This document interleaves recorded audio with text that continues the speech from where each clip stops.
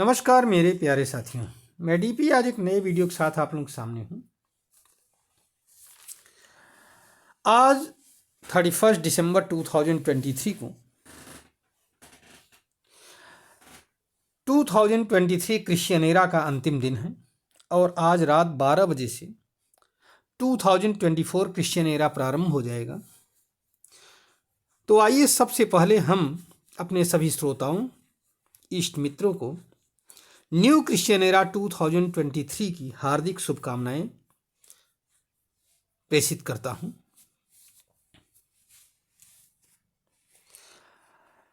जैसा कि हम सभी लोग जानते हैं कि इस साल विश्व पटल पर और भारत में भी बहुत सारी घटनाएं हुई होंगी।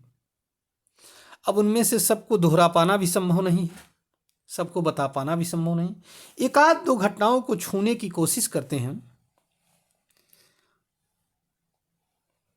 अगर हम भारत के संबंध में बात करें तो इस साल की जो सबसे महत्वपूर्ण घटना घटी वो है भारत को अपना स्वदेश निर्मित एक नया संसद भवन मिलना। इस संसद भवन का उद्घाटन प्रधानमंत्री श्री नरेंद्र मोदी जी ने किया और इसमें उन्होंने सेंगोल को भी स्थापित करवाया, जो कि 1947 में तमिल पुजारियों के द्वारा पंडित जवाहरलाल नेहरू को भेंट किया गया था और तब से यह इलाहाबाद में आनंद भवन में रखा गया था, जिसको लोग नेहरू जी की वॉकिंग स्टिक समझते थे। ये कोई जानता ही नहीं था कि ये तमिल पुजारियों के द्वारा नेहरू जी को भेंट दिया गया था। अब कहीं भी इसका जिक्र नहीं। लेकिन चलो, किसी भी स्थिति में यह एक अच्छी घटना है, नई संसद भवन का मिलना भारत को अपना। अगर हम उत्तर प्रदेश के विषय में बात करें तो जो सबसे बड़ी घटना है कि उत्तर प्रदेश को गुंडा मवालियों से मुक्ति के साथ साथ भारत के जीडीपी में उत्तर प्रदेश सेकंड नंबर पर आ गया है 9.2% के साथ। फर्स्ट नंबर पर महाराष्ट्र है, जहां सबसे ज़्यादा इंडस्ट्रियलाइजेशन है, जैसा कि आप सभी लोग जानते भी हो। सेकंड नंबर पर यूपी है 9.2% के साथ। थर्ड नंबर पर जीडीपी, ये जीडीपी में कंट्रीब्यूशन का परसेंटेज है, ध्यान रखिएगा, ग्रॉस डोमेस्टिक प्रोडक्ट में।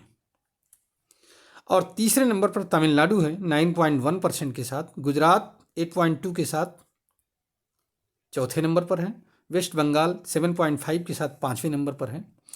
लेकिन कुल मिलाकर के हमारे लिए उत्तर प्रदेश का निवासी होने की वजह से संतुष्टि का विषय यह है कि अल्टीमेटली उत्तर प्रदेश उन बीमारू राज्यों में से निकल आया है बाहर।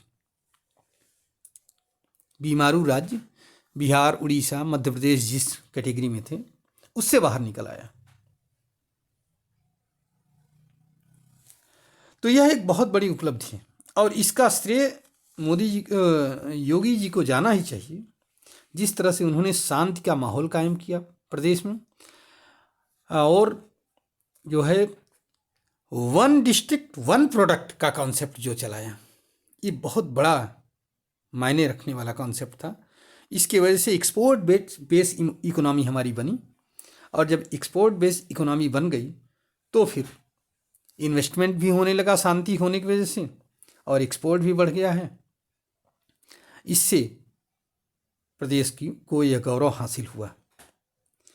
गौरव 9.2 का हमें कम लगता है। गौरव हमें ये लगता है इसमें कि बीमारू स्टेट से बाहर निकल गए,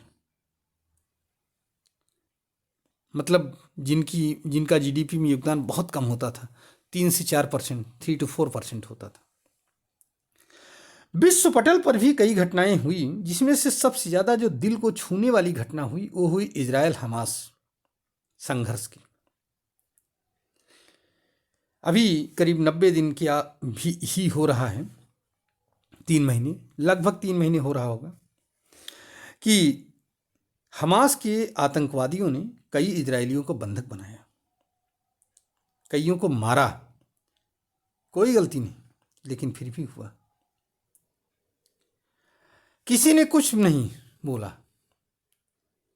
कुछ लोगों ने आंसू आंसू बहाए बहाए, लेकिन इस्लामिक वर्ल्ड ने तो कुछ भी नहीं वो किया। लेकिन जैसे ही इजराइल ने पलटवार किया तो बस सबका रोना धोना शुरू। अब इस पर किसी का ध्यान नहीं जा रहा है कि इजराइलियों की जो हत्या हुई है, अपहरण हुआ है, उसका क्या। अभी तो 200-250 लोग अभी भी बंधक हैं।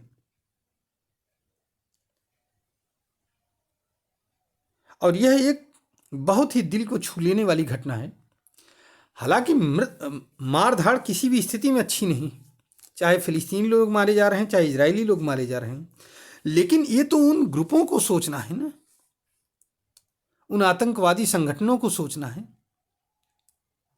या तो पूरा समाज और कंट्री मिल करके उन ऐसे संगठनों का विरोध करे, जो कि हो नहीं रहा है, बल्कि ऐसे संगठन तो अपनी एक पॉलिटिकल आइडेंटिटी पा रहे हैं। वो चाहे अफगानिस्तान का तालिबान हो, चाहे यमन का हूती रिबेल्स हो, चाहे फिलिस्तीन का हमास संगठन हो, हाँ, इनको तो एक मान्यता मिल रही है। तो अगर ये मान्यता मिल रही तो ये तो समाज के लिए खतरनाक है, विश्व पटल के लिए खतरनाक है।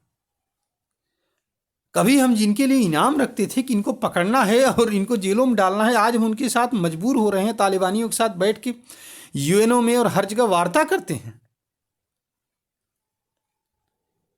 तो ये हालत है। तो या तो इनको समर्थन न मिले, तब तो समझ में आता है, और नहीं तो इनके कार्रवाइयों की घोर निंदा की जाए पूरे विश्व के द्वारा, और नहीं तो सिर्फ जो है एक तरफा इजराइल को ही दोषी ठहरा देना, ये ठीक नहीं है। हालांकि यह बात सही है कि मतलब विश्व पटल को ये समझना पड़ेगा कि बैलेंस कहाँ निकल रहा है। इजराइलियों की फिलिस्तीनियों की हत्या भी न हो, और हमास अपना अस्त्र शस्त्र त्याग करके मुख्य धारा में शामिल हो जाए। अब देखिए इसमें कितना सफलता मिलती है या क्या होता है इसका एंड। अब मैं तो अपने वीडियो को यहीं पर विश्राम दे रहा हूँ। बाकी आप लोग चिंतन करिए, कुछ अपना कमेंट्स लिखिए और बताइए, हम भी जाने क्या चीज़ है, उस पर भी हम डिस्कशन करेंगे, उस पर भी अपने विचार रखेंगे। उम्मीद है कि नया क्रिश्चियन एरा 2024 आप सभी लोगों को खुशियाँ लाएगा। धन्यवाद, नमस्कार, जय हिंद, जय भारत, वंदे मातरम।